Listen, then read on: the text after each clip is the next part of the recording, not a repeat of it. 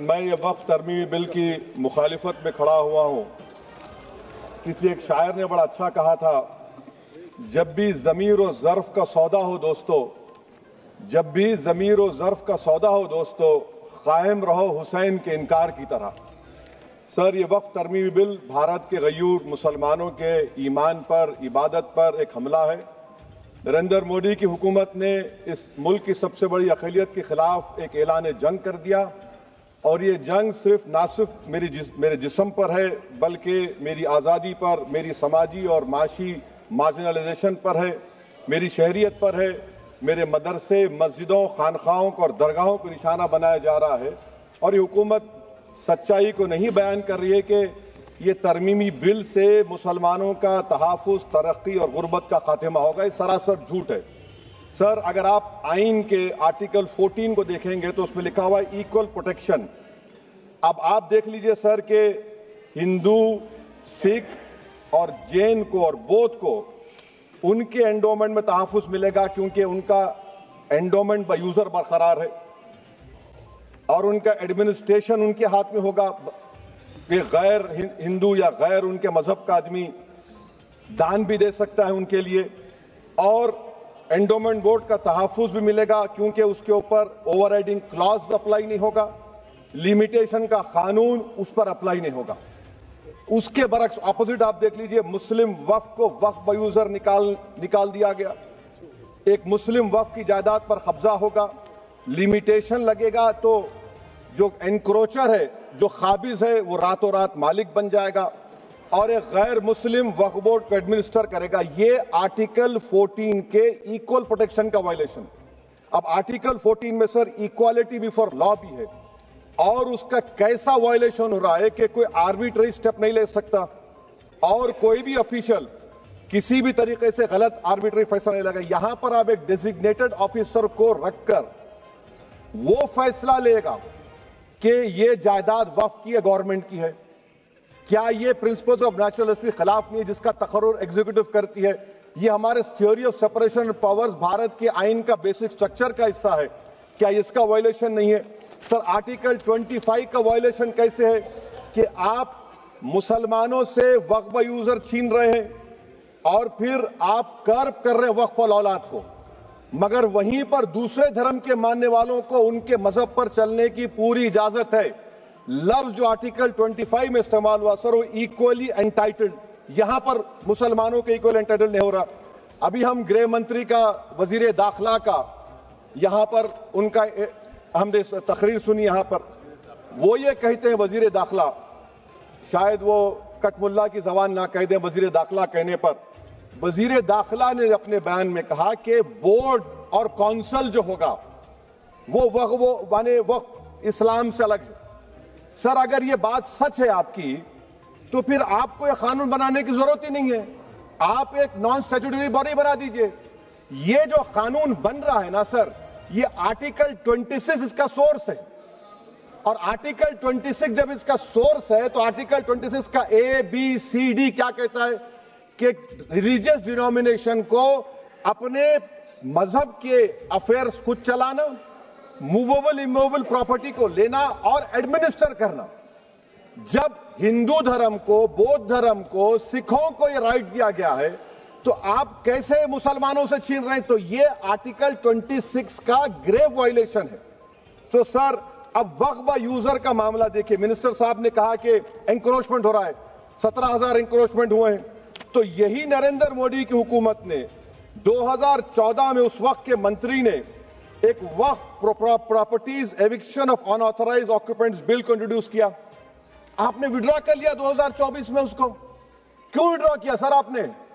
जब आप मान रहे थे कि एंक्रोचमेंट हो रहा है तो आपने बिल को विड्रॉ कर लिया। अच्छा सर, अब वक्फ बाय यूजर को आपने निकाल दिया, माने कंडीशन क्या लगाए कि अगर उसमें डिस्प्यूट होगा और गवर्नमेंट प्रॉपर्टी होगी। सर, डिस्प्यूट तो है।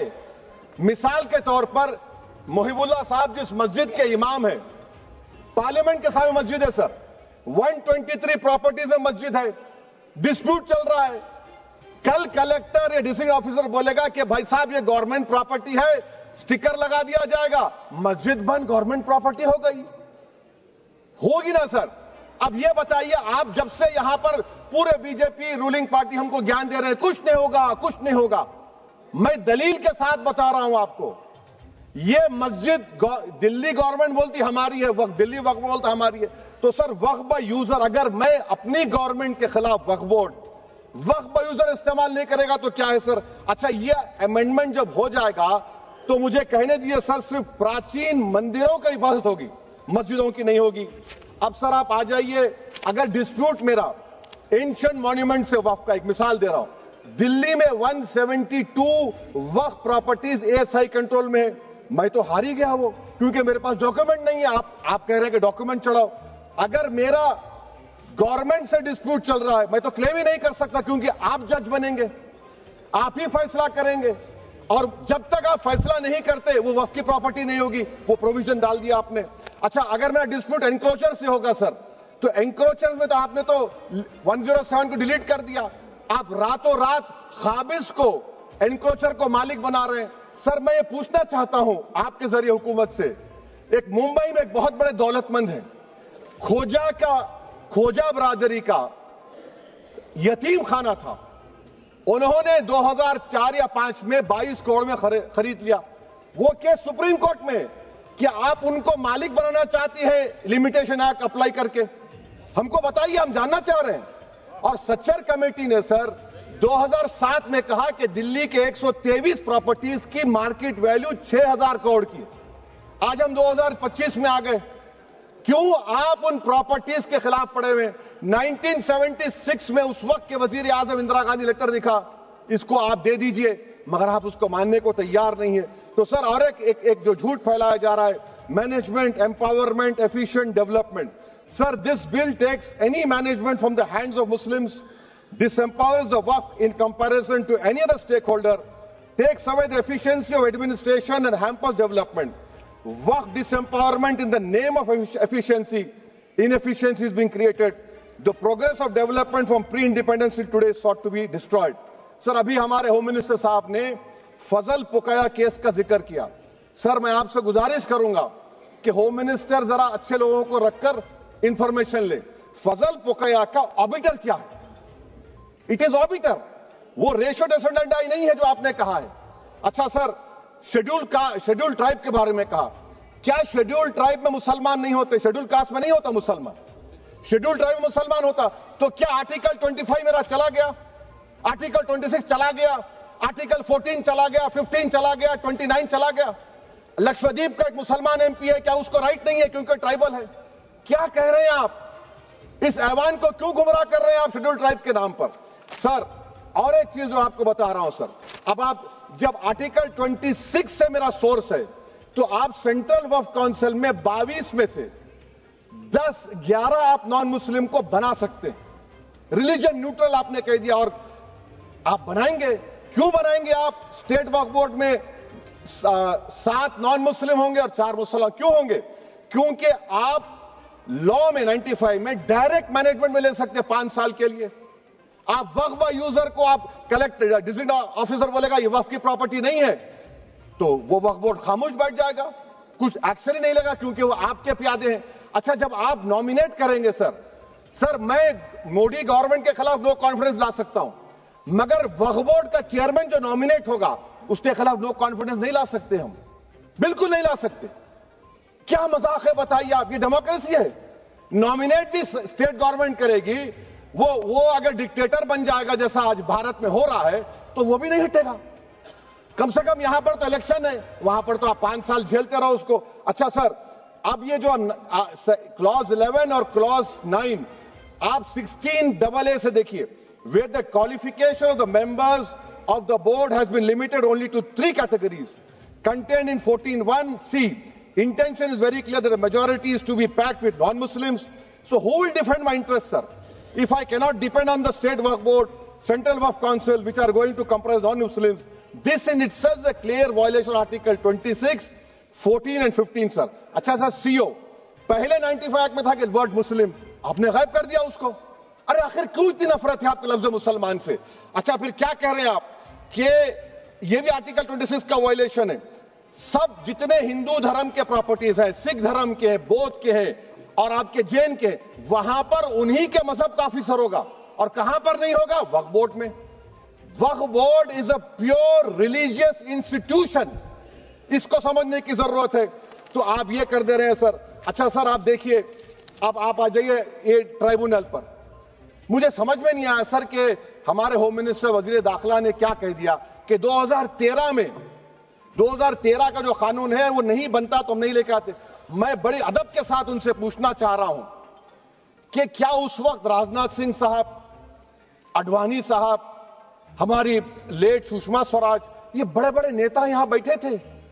आपने यूनानिमस उस कानून को पास करवा दिया। कीर्ति आजाद थे उस वक्त, अब यहां बैठे हैं वो टीएमसी में। तो क्या आप गलत थे या वो गलत थे? हमको बता दीजिए, आप बता दीजिए। क्योंकि अगर अडवाणी आपके लिए बहुत बड़ा नेता है, मेरे लिए नहीं हो सकते, आपके लिए आपने पद्मश्री दिया उनको। मोहतरमा सुषमा स्वराज की जबरदस्त तकारीर का मैं कायल हूं, वो बैठकर उस 2013 को यूनानिमस पास कर दिए। मुझे कंफ्यूजन है कि क्या अमित शाह, नरेंद्र मोदी बड़े हैं या अडवाणी बड़े हैं? आपके लिए आप तय कर लीजिए। अच्छा सर, आपके tribunal sir, railway Clements tribunal, NGT tribunal, income tax, वैसे 14-15 ट्राइब्यूनल है, हिंदू एंडोवर का ट्राइब्यूनल, सबका अपील नहीं होती, रिव्यू होता है। गृह मंत्री सरकार कह रही है कि नहीं, रोक दिए, रोक लगा। कैसे रोक लगाते हैं? रिव्यू और अपील में तो फर्क होता है ना सर।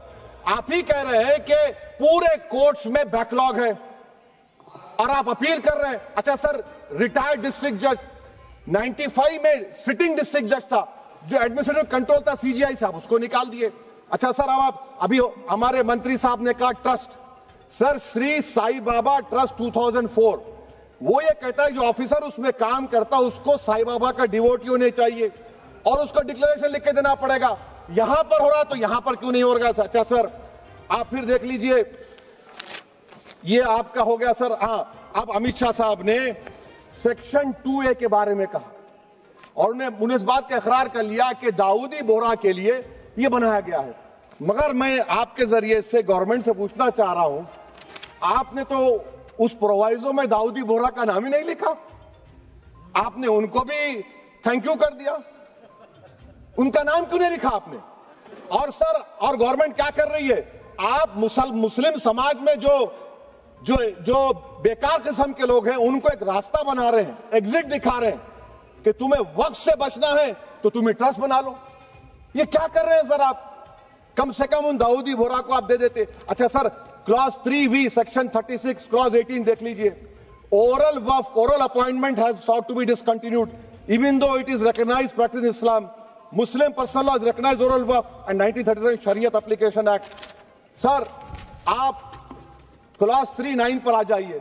5 साल के लिए मुसलमान, मैं किरण रिजिजू से पूछना चाहता हूं, सर दाढ़ी रखे तो मुसलमान प्रैक्टिसिंग है या क्लीन शेव आपकी तरह है? तो बताइए हमको, प्रैक्टिसिंग क्या होगा? अच्छा, किसी को पकड़ के मॉब लिंच कर दिया और बोले कि JSR का नारा लगाया, और वो JSR का नारा लगाया तो क्या मुसलमान रहेगा? नहीं रहेगा।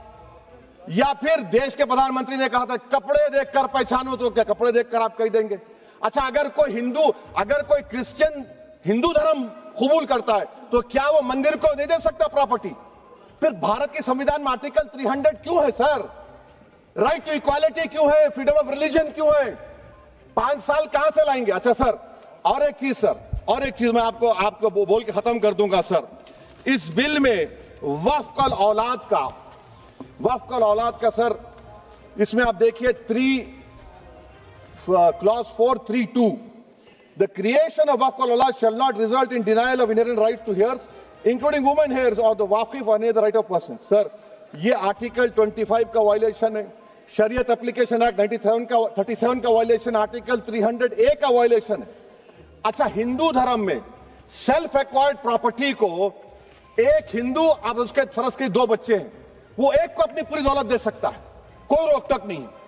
वो कहेगा नहीं मैं घर के बच्चों को नहीं दूंगा, मोहल्ले के गरीब को दे दूंगा, वो भी कोई रोक टोक नहीं है। वहां पर आपको बच्चों की फिक्र नहीं है। जब मैं अपनी प्रॉपर्टी को अल्लाह को मालिक बनाकर दे रहा हूं, आप कह रहे बच्चों की फिक्र नहीं है।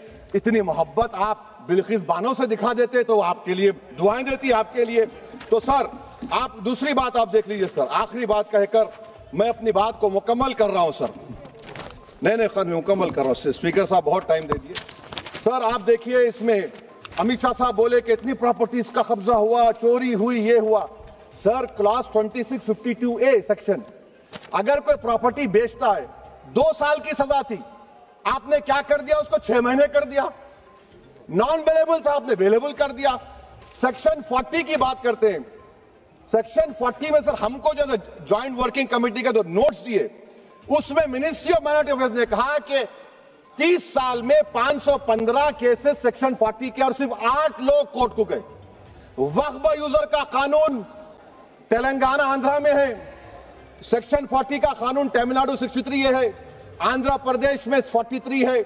और सर आप डायरेक्शन दे रहे हैं। अच्छा क्लॉज 4218B देखिए सर, आप रूल बना रहे हैं, कोऑपरेटिव फेडरलिज्म के खिलाफ है, इतना रूल बना रहे हैं। और आखिर में सर मैं आपको बताना चाह रहा हूं स्पीकर साहब, ये बिल का मकसद सिर्फ मुसलमानों को जलील और रुस्वा करना है, मुसलमानों को दूसरे दर्जे का शहरी बनाने का इनका मकसद है। सर अगर आप हिस्ट्री को पढ़ेंगे तो महात्मा गांधी उस वक्त के व्हाइट अफ्रीका में सफेद फार्म अफ्रीका के कानून को महात्मा गांधी ने कहा था कि ये मेरा कॉन्शियंस इसको मानता नहीं है, मैं इस कानून को कबूल नहीं करता हूं। तो महात्मा गांधी ने क्या किया, उन्होंने उस कानून को फाड़ दिया। तो मैं गांधी की तरह इस कानून को फाड़ता हूं। ये अनकॉन्स्टिट्यूशनल है सर। इस देश में झगड़े पैदा करने का काम बीजेपी करना चाहती है मस्जिद और मंदिर के नाम पर, इसीलिए मैं इसका कंडेम करता हूं। और मैं आपसे गुजारिश करता हूं कि मैंने अपने 10 अमेंडमेंट दी हैं, आप इसको कबूल करिए सर, मुझे बोलने का मौका दीजिए और उस पर डिवीजन का मैं डिमांड भी करूंगा। Thank you sir.